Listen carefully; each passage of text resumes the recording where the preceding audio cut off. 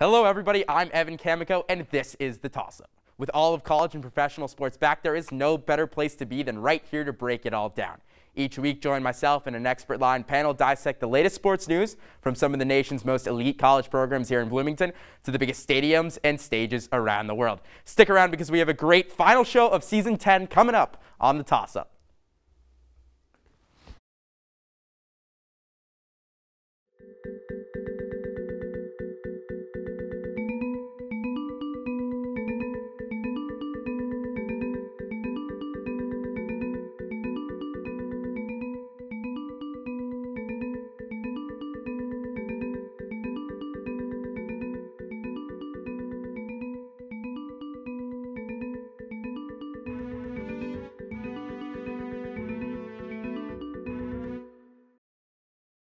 When a non-IU student poses the question, why IU, there are many answers which can vary from going to a Big Ten school, to good sports teams, great Greek life, a beautiful media school and campus, and even the Callie School of Business. But the one answer that I can guarantee almost every student will say is what has been coined as the world's greatest college weekend, the Little 500, or more commonly known as Little 5.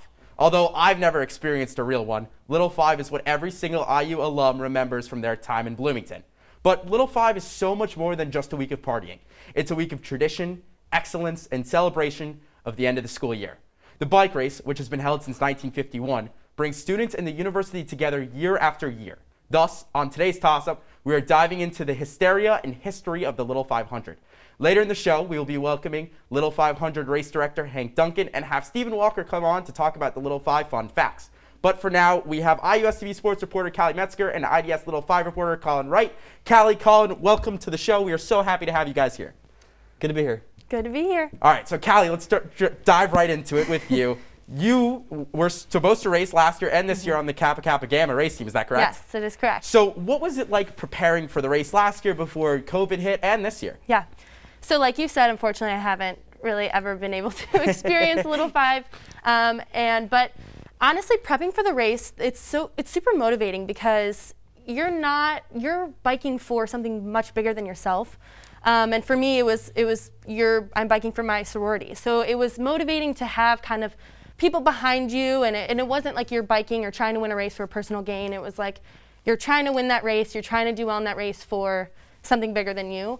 So I think that was super motivating. It's time consuming and it's really difficult, but at the end of the day, I made some of the best memories I have here at IU training for Little 5, so yeah, that was good.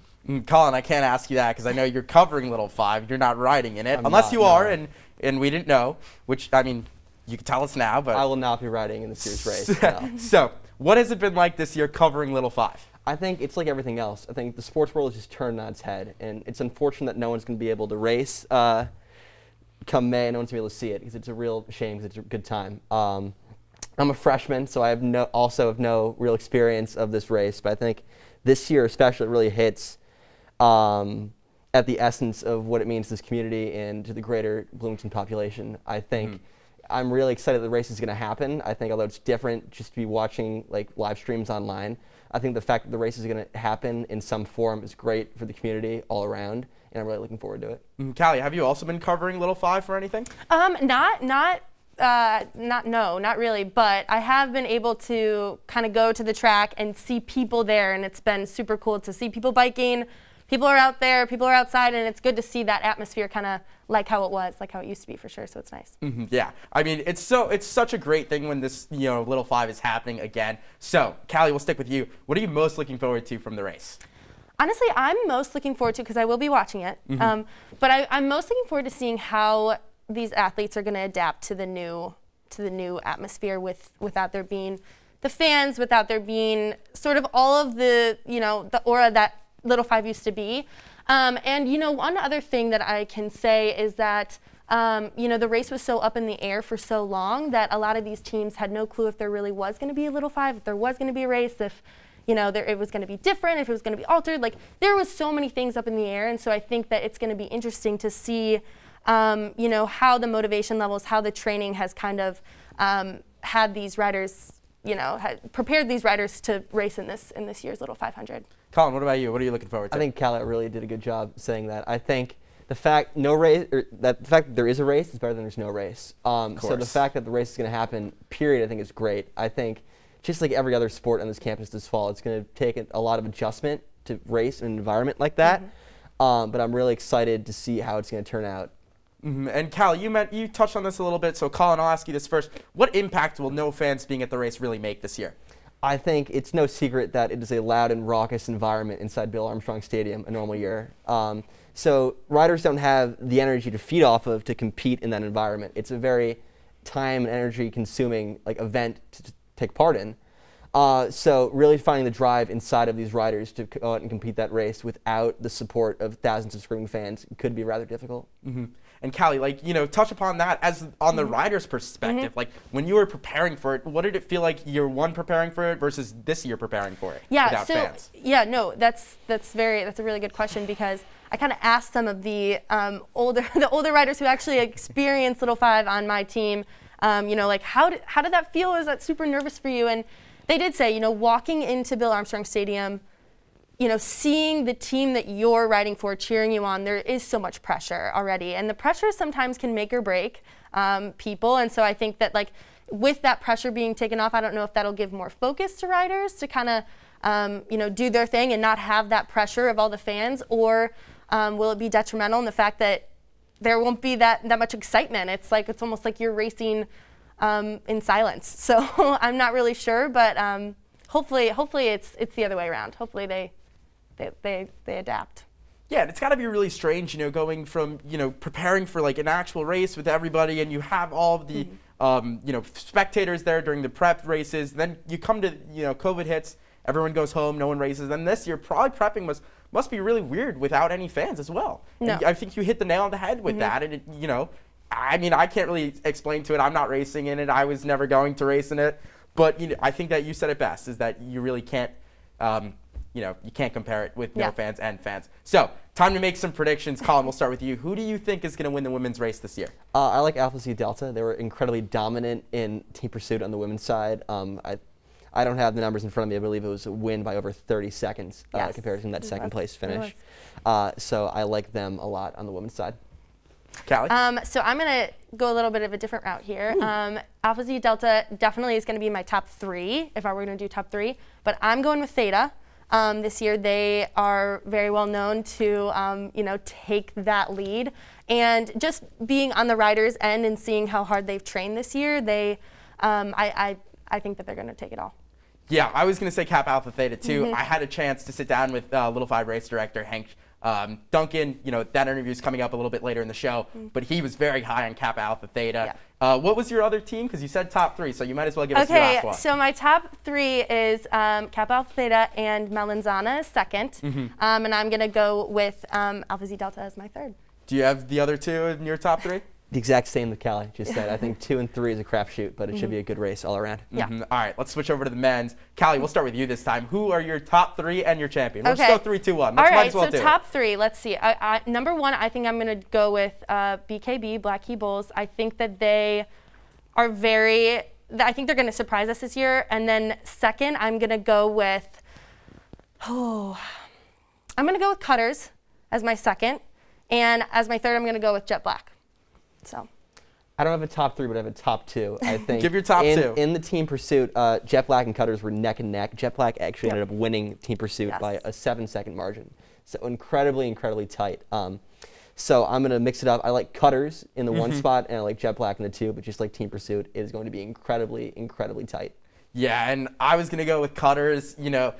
I haven't done a lot of research into it, but I'm all on history and all on, hysteria. So I'll take Cutters. Even if it's a down year for them, I'll still take them. I feel like they're always up in the conversation. So Colin, Callie, stick around because we'll be back with you guys doing some trivia. Coming up after the break, Stephan Walker joins us in studio to share some fun facts about Little 5. Then I sit down on Zoom with Little 5 Race Director Hank Duncan to talk about this year's race. You're not going to want to miss it. We'll be right back.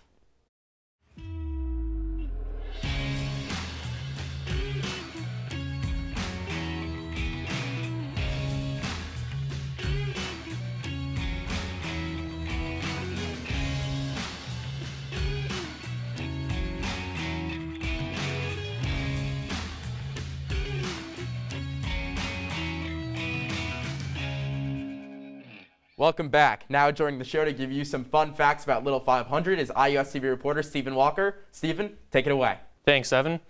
2 years after Cutters hosted the 2019 trophy, it is finally Little 500 time again. Billed as the world's greatest college weekend, for obvious reasons if you've been to one, Little 5 has been an Indiana University staple for 70 years.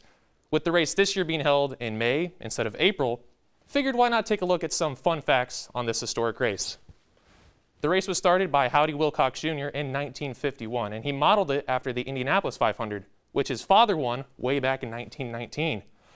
The Little 500 hit the big screen in 1979 with the award-winning movie Breaking Away. Shot right here in Bloomington, it won an Academy Award for Best Original Screenplay and a Golden Globe for Best Film.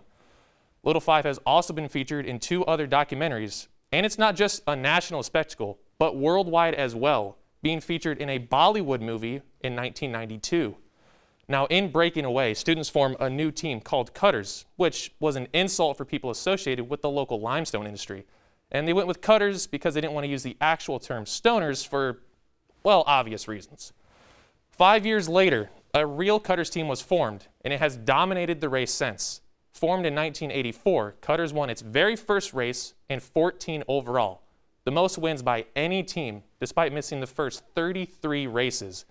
The next closest is Delta Chi with 8, and they were the Cutters before Cutters, winning 7 of 9 in the late 70s and the early 80s, but they haven't won since 1993, their only time since Cutters joined. A women's race was later started in 1988, with Wilkie Sprint winning their first race. Kappa Alpha Theta has won the most, 3 more than the next closest.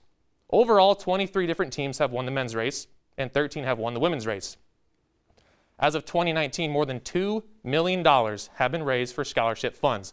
And the event is so big that Barack Obama himself attended in 2008 during his presidential campaign.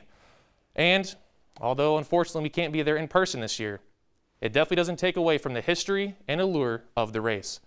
Let's just be thankful there's a race this year at all.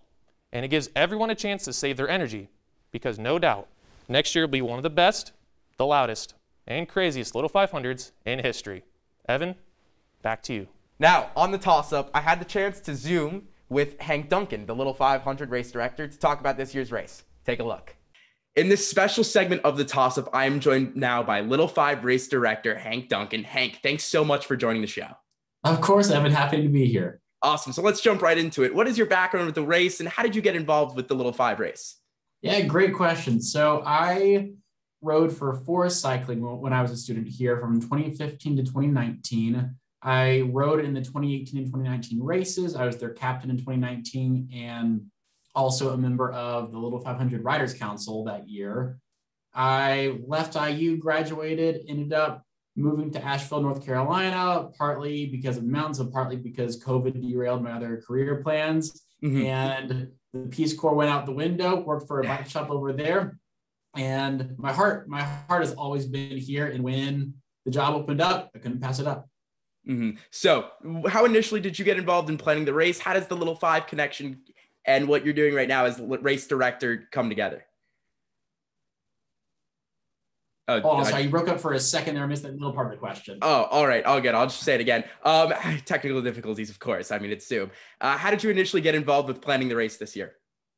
So I came in late March. So I've been here. This is my 5th week on the job now. So still very, very new. But once it was clear that there was going to be a race this year, they needed an extra body in the student foundation to help plan it, help organize it, because without an extra person, they would be just drowning with all this stuff to do. So they got me in there. I started last week of March, and then second week of my job was Spring Series with ITTs, Team Pursuit, Missing Out, and I've just jumped right in. Mm-hmm. So, it's so great that the race is back this year, but what was your reaction to hearing that the race got canceled last year? Oh, that it got canceled last year. It was in that time period when everything was getting canceled with the NCAA tournament, everything. And it seemed a bit inevitable that it would be. It was such a bummer that it was. I was a bit out of the loop last year being in North Carolina, but it was just a shot in the heart to everybody who was involved in this race, because we know what it means for us, the riders, the community, everybody surrounding it. And it was a big blow, but we are all super, super excited that it's back this year, and we are happy to keep this momentum moving forward into 2022. And we are also very excited over at IUSTV that it's back. And I think the whole campus is excited that the race is back. Hopefully now next year, it'll look normal and be in April. But what are some of the big changes for this year's race? So big changes, it's going to be on May 26th. So about a month or so after finals week in school gets out. The men's and the women's races will be on the same day. So the women will run at noon on Wednesday the 26th, and the men will run at 4 p.m. on the 26th. There will be no fans in the stadium, just trying to keep it as safe as possible, really trying to abide by all COVID guidelines and keep this race happening. That's a big goal, and right now we're doing a pretty good job of it. So those are the two big changes, but honestly, for the riders' sake, they're just happy. I'm happy that they have a race to ride in. And even today with the first practice race going on, it was so fun to see all the women out there racing again, really getting dirty on the track and having a good time. That's something that we've missed for the past 2 years now. Yeah, and having a good time is, the whole theme of Little Five, whether you're racing in it, you're, at school partying in it. So a question for people at home who won't be in town: how can people at home watch the race this year? Great question. So the IU Media School partnered with the IU Student Foundation to create a live stream of the race. We'll have a full broadcast crew, color commentator, play-by-play, sideline, pit commentator. I think we have a drone this year again, which is great. So it is a full-scale broadcast, and I always loved watching it when I was watching past races, and it's going to be a great, great broadcast. But that will be through IUSF, and there will be a link on the IUSF website that you can click on, live stream, go for it. It's going to be great. Yeah, we're all looking forward to watching it. So second to last question here: what are you most excited about for the race this year?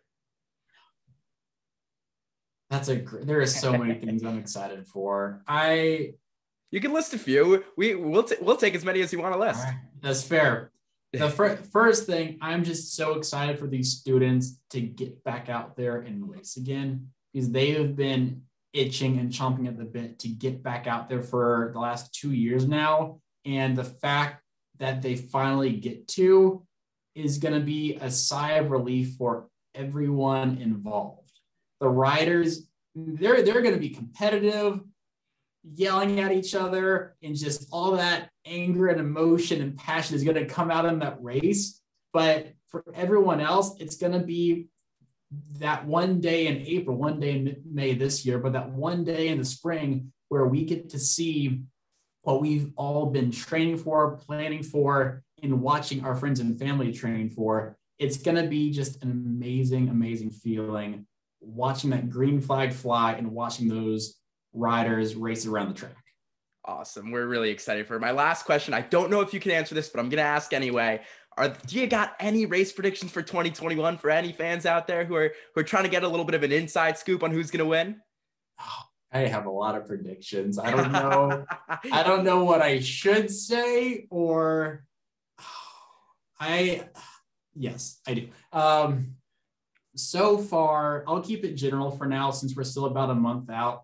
But when I was a student here, I was heavy into the scouting and analytical portion of the race. I always created a statistical model to predict it along with my own insights in the race. So far in the women's race, you have one team that really stands out in terms of depth above the others, and that's Kappa Alpha Theta. They have really 7 riders who could ride in that race, and it's going to be a tough decision for them to choose 4, but whichever 4 they choose, they are going to be the deepest team in the field. But on the other hand, we have a few really, really strong sprinters with Jess Hamilton from AZD, Evie Pearson from Melanzana, Catherine Free from Delta Gamma, and it's really going to be a battle between, can Theta break away and use that depth to their strength, or can these other 3 teams and even more stay with them, just hold those wheels, let them make the moves and just hold on and be there for the sprint and put their sprinters on. That's the most interesting factor for me in the women's race. Mm-hmm. For the men's race, it's a bit more of a wild card because you don't have that one team who is above the others and will have to make the moves. You have Jet Black and Black Key Bulls. Those are probably on paper the two strongest teams. Jet Black, one team pursuit. They look like they have the four deepest riders. They had, I think, 3rd, 6th, maybe 9th and 15th place in ITTs. Black Key Bulls, though, they have Rob Strobel, who is probably the best sprinter out there. He won ITTs. He came in, I think, 2nd or 3rd and missing out. Great sprinter. He's been probably the best sprinter in the past 2 or 3 years in Little 5. But you also have Cutters, who have an all rookie team. And one of their riders, Torin Craig-Maher, is an absolute animal on the track. So they're not as deep as normal. They're not as experienced, but you can never count out the Cutters. You absolutely can't. And then Grego, they're probably the wild card where they're also very deep. They have a lot of experience on their team where they know where to be and which moves to follow. And then Logan Tisdale, one missing out. So right now, he is technically the sprinter to beat, even if on paper he might not have the best pop. So probably Jet Black, Blackie Bulls, Grego, and Cutters are those 4 teams. Well, thank you so much for your inside information on that. If there's any bettors out there betting on the race, this is the guy you want to listen to. He knows best. He would know much more than I do. Hank Duncan, Little 5 race director, thank you so much for joining the show. Of course, Evan, thanks. No problem. We are back with our final segment of the year. I can't believe it. This is it. Callie and Colin, we're going to put you guys, your Little 500 knowledge to the test. I got a little bit of trivia. Are you guys ready? Let's do it. I don't know. I will say these answers have shown up on the show before, so if you have been watching at home, keep your ears open because you will probably be able to play along as well. Here we go. I have the answers right here. Okay. Callie, we'll start with you. Each question is worth 1 to 2 points. And depending on how close it is at the end, maybe 5 will be worth like 1,000 points if we really have to do that. But let's get started. Callie, in what year did the first men's race take place? Well, I'm going to say 1951 because that was when it kind of started, so I'm going to go with that. Colin, any different answer? I know it for a fact it is 1951. Well, on my trivia cheat sheet, it is 1951. You guys both got the first question right. So right now, score 1-1. Here we go. Second question. In what year, Colin, we'll start with you, did the women's race take place? It would be 1988, and I believe Teeter won that race. Ooh. Callie? Can I say the same You answer? can absolutely say the same. I'm gonna go with the same answer.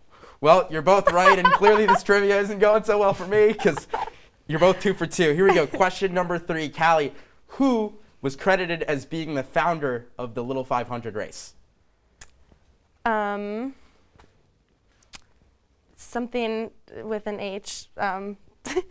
Howie something, I think. Howie something is final answer? Howie something? Yes. Oh, God. Colin. I'm going to go with Howie Wilcox, maybe Hank Wilcox. Hank. So what's your final answer? Howie and Hank? I'm going to flip a coin. I'm going to go with Hank Wilcox.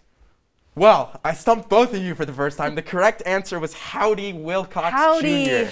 We're close. We were close. You were both close. We were close. The score is still tied at 2-2. It was Howdy Wilcox Jr. So you're both 2 for 3. Here we go. Question 4. This is a 2-pointer. I'll give an extra bonus point if you can get one extra part of it right. Okay. Who was the first race champion for the men and women? Callie, we'll start with you. Okay, so the first race champions, I'm going to go with the Cutters for the men. The women, I'm going to go with Theta. Okay. Because they were the first team. Cutters and Theta, lock it in? Yes, I'm locking it in. Lock it in, Yep. Cutters and Theta. Yes. Colin. I feel incredibly confident about Teeter on the women's side. I'll be perfectly honest, on the men's side, I have no clue whatsoever. And I am going to go with Acacia.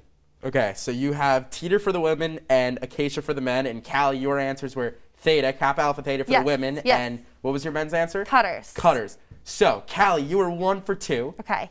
Theta was the first women's champion. Okay. And then Colin, you were 0 for 2. The two all right. champions were Theta was the women's and Collins, but at the time they were known as the South Hall Buccaneers. That answer would have Okay. also been acceptable. Callie, you now lead 3-2. We have one question remaining. It's another 2-pointer.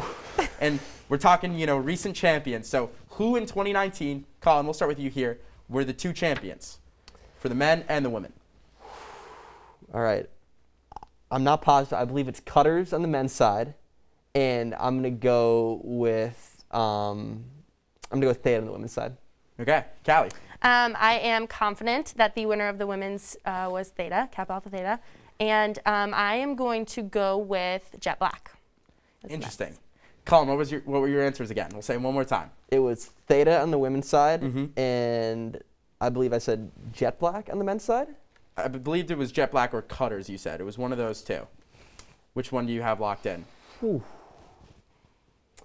Let's go Jet Black. Okay, you're going Jet Black and Theta. And I had the are going same. I had the same duo. Yep. Unfortunately, the correct answers were Cutters and Teeter. Teeter. Were the two correct answers. So neither of you got any points, but the winner of the second toss-up trivia is going to be Callie. Callie, congratulations. Thank you. You are now on the illustrious board of toss-up champions, along with our behind-the-scenes guy, Justin Berger, who is the other honored. champion.